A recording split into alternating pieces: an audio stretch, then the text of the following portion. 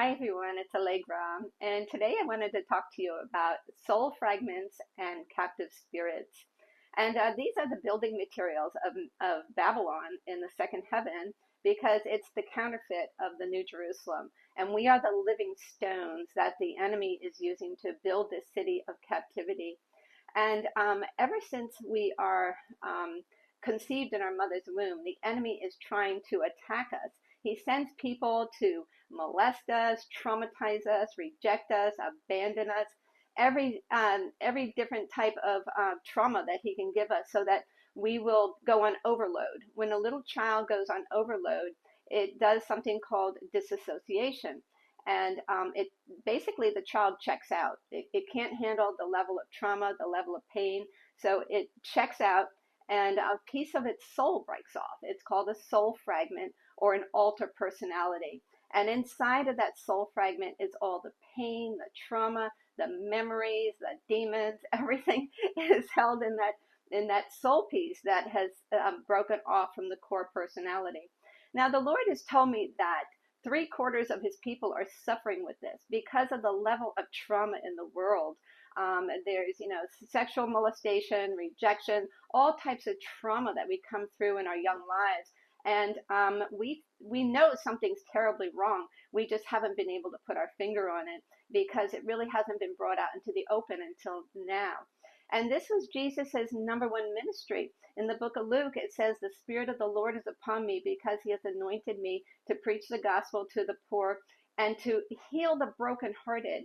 That word brokenhearted in the Greek is the word centribo. It means broken in pieces and shattered and totally like a mirror. It's just shattered. So this represents our little souls that have been shattered by the enemy. And the Lord wants to put us all back together again, like Humpty Dumpty. He wants to put us all back together again. And I wanted to tell you my testimony of when I first started on this journey. I was laying in my prayer room many years ago, and I heard a voice come out of me. I heard myself say, Lord, I give you little Allegra. And I was like, what? Because the Holy Spirit had spoken through me. I didn't speak that. The Holy Spirit spoke that through me. And then I heard all of this commotion, and I felt all this commotion in the spirit.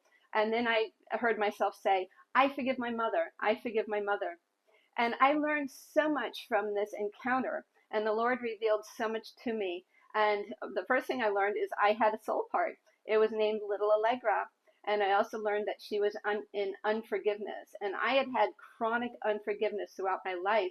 And what it was is like the core personality would completely forgive and be Christian and so good. But we have these soul parts that are in rebellion, and they're in sin because of the trauma they've been through. And so another thing I learned is that I had to give the Lord permission to deal with her. So I just wanted to kind of walk you through a prayer so that if this is an issue for you, if you have some sort of childish behavior you can't overcome, a sin, maybe it's unforgiveness or lust or some other sin that you haven't been able to master. And if you just have kind of unusual behavior, you very well might have a soul part. And it's often childish behavior because these soul parts are stuck at the age of the trauma. Let's say a little girl's, molested at 5 years old, and that soul part breaks off. Well, she's going to be stuck at 5 years old, that little soul part. But the thing is that every time that soul part is triggered, it rises up with childish behavior.